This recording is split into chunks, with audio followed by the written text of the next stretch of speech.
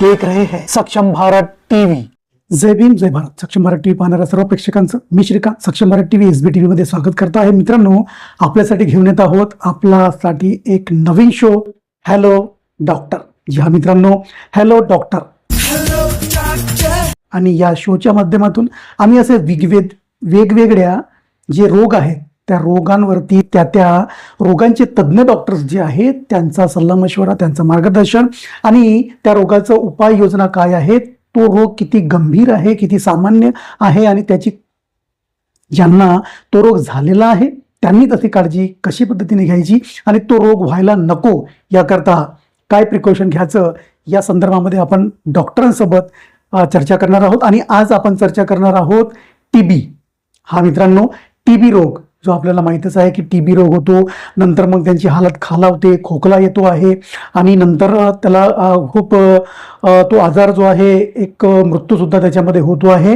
तर या टीबी रोगावरती आपण डॉक्टरांसोबत चर्चा करणार आहोत की काय आहे तो रोग, कशामुळे होतो आहे, तो अनुवांशिक आहे की नाही आहे, तो सानिध्यात राहिल्याने किती दिवस राहिल्याने तो पसरतो आहे, त्यासाठी नैसर्गिक वातावरण कसं पाहिजे आहे आणि त्याकरता तो रोग आपल्याला व्हायला नको पाहिजे यासाठी काय आपल्याला प्रिकॉशन घ्यावे लागणार आहेत। जाणून घेऊया आजच्या या हॅलो डॉक्टर या शोच्या माध्यमातून टीबी या रोगाबद्दल।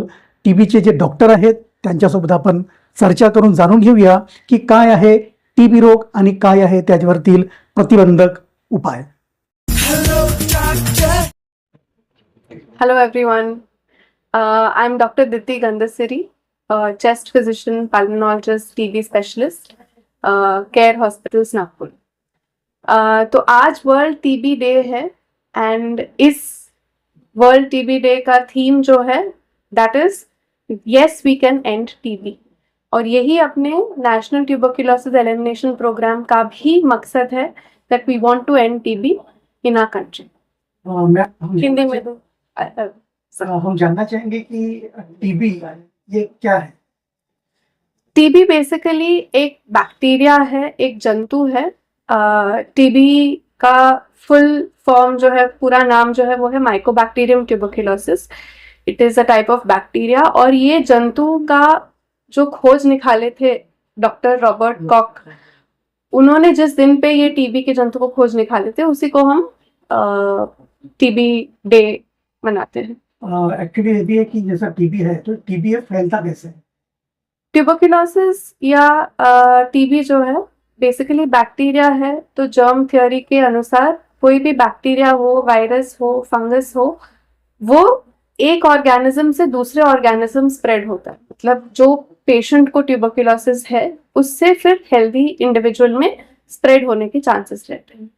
तो ये स्प्रेड होता है mainly through like any other respiratory infection, through droplet infection. मतलब खांसने पे, किसी के सेक्रीशंस कहीं रह गए हैं, छींकने से। इनफैक्ट अभी बताया जा रहा है कि इवन बहुत देर 20 मिनट बात करने से with a patient with tuberculosis तो भी जो है बैसिलाई या टीबी के जो जंतु है वो एयर में एलिमिनेट हो सकते हैं एंड उसको इनहेल करने से या इंजेस्ट करने से टीबी फैल सकता है। और ये क्या अनुवांशिक भी हो सकता है कि अपने अगर पिताजी या पिताजी के पिताजी को अगर है तो फैमिली में वो फ्यूचर में किसी को भी हो सकता है क्या? ये एक्चुअली एक मिथ है या ये असत्य है कि ये अनुवंशिक है टीबी। बेहतर ये कहलाना चाहती हूँ कि अगर फैमिली में किसी को टीबी है तो टीबी एक दूसरे को फैलना ज्यादा संभव है, ना कि अनुवंशिक के तौर पे, ना कि जेनेटिक्स के रूप पे। मतलब परदादा को ट्यूबरक्यूलोसिस था तो पोते को ट्यूबरक्यूलोसिस होने के चांसेस बहुत कम है। बट अगर पिताजी को टीबी है और बच्चा भी वही घर में घूम रहा है, उनके साथ ही बातें कर रहा है, उनकी तौलिया यूज कर रहा है, उनके जो खाए हुए थालियों में खा रहा है, क्लोज कांटेक्ट है, सोशल डिस्टेंसिंग मेंटेन नहीं की जा रही है, तो ऐसे सिचुएशंस में फैलने के चांसेस ज्यादा है, ना कि जेनेटिक तौर पर। ये एक्चुअली फिर जैसे डेली रूटीन जो हमारा अपना है स्वस्थ है, मगर कभी कभी टेस्ट में निकल जाए कि टीबी है, तो ये कैसे किसी के संपर्क में न आते हुए भी कोई खान पान या रहन सहन ऐसे भी कुछ हो सकता है क्या उससे? या that's a very good point. Actually tuberculosis जो है इंडिया में काफी प्रेवलेंट है। अपने देश में ऑलमोस्ट 40% लोगों को ट्यूबरक्यूलोसिस है और ये बात मैं अभी बताना चाहूंगी कि ट्यूबरकुलोसिस सिर्फ फेफड़ों का नहीं होता है। ट्यूबरकुलोसिस जो जंतु है वो शरीर में किसी भी भाग में रह के इन्फेक्शन क्रिएट कर सकता है।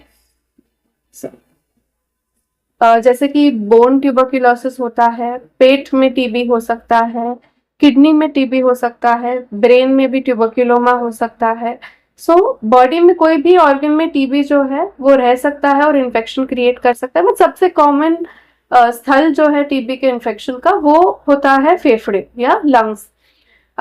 सो coming back to your question कि ट्यूबरकुलोसिस या कोई भी इन्फेक्शन में 3 मेन चीजें रहती है, जो है बैक्टीरिया इटसेल्फ, फिर होस्ट मतलब वो आदमी जिसको इन्फेक्शन होता है, और एनवायरनमेंट कैसा है। तो ये जब तीनों चीजों का मिलन होता है, जैसे मतलब एजेंट, होस्ट और एनवायरनमेंट। एजेंट मतलब टीबी का बैक्टीरिया, होस्ट मतलब जो आदमी को ट्यूबरकुलोसिस हुआ है, पेशेंट, और एनवायरनमेंट आजू बाजू का एनवायरनमेंट, ये तीनों का जब मिलन होता है तब पेशेंट में इन्फेक्शन होता है। क्योंकि अपने देश में इतना प्रेवलेंट है टीबी, मतलब 40% लोगों में है, तो आप और मैं कहीं ना कहीं टीबी के संपर्क में आए हुए ही होंगे। एंड बट सब में इन्फेक्शन क्यों नहीं होता? दैट इज बिकॉज अपनी इम्यूनिटी या अपना न्यूट्रिशनल स्टेटस अगर अच्छा है तो टीबी होने के चांसेस अब मिनिमाइज किए जा सकते हैं। So nutrition is a very important part of TB. अगर इम्यूनिटी अच्छी है, न्यूट्रिशनल स्टेटस अच्छा है, तो it is difficult to contract this infection. Symptoms के तौर पे क्या देखा जा सकता है कि सबसे पहले अगर अपने लगे कि अपने को सिम्टम्स क्या देखने को मिलते हैं टीबी के पेशेंट को? सो मैं अभी पल्मोनरी टीबी के बारे में बात कर रही हूँ, मतलब फेफड़ों के टीबी जो सबसे कॉमन टीबी है। तो अगर खांसी, बलगम के साथ खांसी आ रही है, 2 हफ्तों से ज्यादा हो रहा है और खांसी बंद नहीं हो रही है, हल्का हल्का बुखार जो है इवनिंग के टाइम पे, मतलब शाम के टाइम पे बुखार आना, पसीना छूटना, थकावट सी लगना, वजन कम होना और खाने की इच्छा ना होना, ये बेसिकली सिम्टम्स है ट्यूबरकुलोसिस के।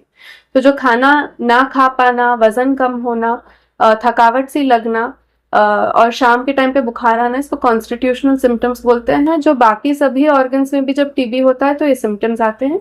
और स्पेसिफिकली लंग्स के लिए अलग सिम्टम वो है कि खांसी 2 हफ्तों से अगर है और कफ निकल रहा है तो इंडिया जैसे जगह पे टीबी का टेस्ट करना जरूरी है।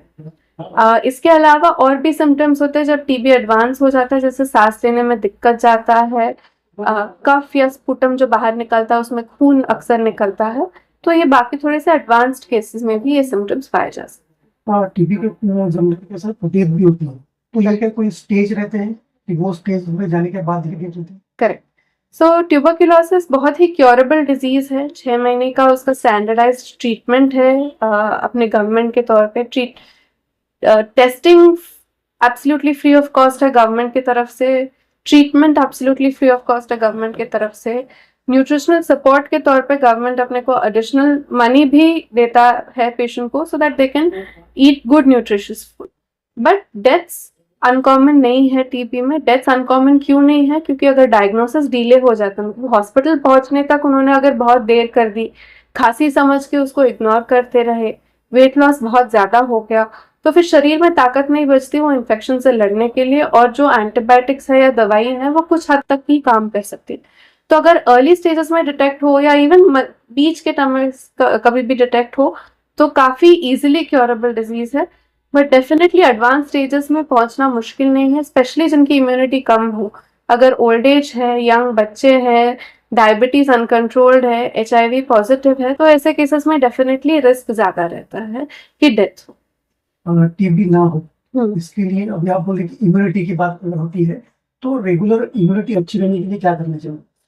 रेगुलर इम्यूनिटी अच्छी रहने के लिए first and foremost is healthy nutrition, good home cooked meals, protein युक्त मील्स डेली सेवन करना बहुत इंपॉर्टेंट है। साथ में regular exercise is very important for immunity, and stress must be to the minimum level and a good 6 to 8 hours of sleep. तो ये basically जो लाइफस्टाइल चेंजेस अपन कर सकते हैं अपने लाइफ में, कि स्ट्रेस कम रखना, न्यूट्रिशन अच्छा रखना, प्रोटीन रिच न्यूट्रिशन रखना, and exercise around 20 minutes every day करना, गुड स्लीप लेना, तो इससे definitely we can protect our body, सिर्फ टीबी से नहीं बाकी भी इन्फेक्शन से। अपार्ट फ्रॉम दैट, अगर आप बहुत क्राउडेड प्लेसेस में जा रहे हैं, बहुत क्लोज क्वार्टर्स में रह रहे हैं, आपके परिचित में, आपके ऑफिस में, आपके घर में, आपके रूम में किसी को टीबी डिटेक्ट हुआ है, तो डेफिनेटली सोशल डिस्टेंसिंग जो कोविड के समय सीखा था कि थोड़ी दूरी मेंटेन रखना, टॉवल सेपरेट रखना, मास्क पहन के रखना, तो ये आप प्रिकॉशंस ले सकते हैं. That would definitely be beneficial. इस अवसर पर क्या संदेश देना चाहूंगी जानते हो? आई वुड लाइक टू से कि कोई भी खांसी को इग्नोर ना करें. 2 वीक से ज़्यादा हो जाए तो definitely visit your nearby hospital. हो सकता है हल्की सर्दी खांसी हो, but it's better to detect TB early and get it treated with than to wait कि और डिले ना करें, है ना. तो अपने हेल्थ जो है अपने हाथों में है, तो सिम्टम्स को इग्नोर नहीं करना चाहिए. एंड अर्ली डिटेक्शन जो है, इससे क्योर जल्दी होता है एंड इससे अपन टीबी पे जीत पा सकते हैं जल्दी. या शोच्या माध्यमातून अशाच ज्या काही रोग आहेत त्या रोगांबद्दलची जे सखोल माहिती आहे नियमित बघण्याकरता सक्षम भारत टीव्ही SB टीव्हीला सबस्क्राईब केलं नसेल, सबस्क्राईब करा, लाईक करा, शेअर करा. जर आपल्याला वाटत असेल की एखाद्या रोगाबद्दल माहिती हवी आहे, आपल्या घरामध्ये या आपण स्वतः कोणत्या तरी एका रोगापासून त्रस्त आहात, त्याचं निराकरण होत नाही, त्याबद्दलची सखोल माहिती जर तुम्हाला पाहिजे आहे, एखाद्या रोगाबद्दल एखाद्या डॉक्टर्सकडून तुम्हाला पूर्णपणे माहिती हवी असेल, तर लगेच आमच्या कमेंट्स बॉक्समध्ये जाऊन त्या रोगाबद्दल तुम्ही माहिती द्या.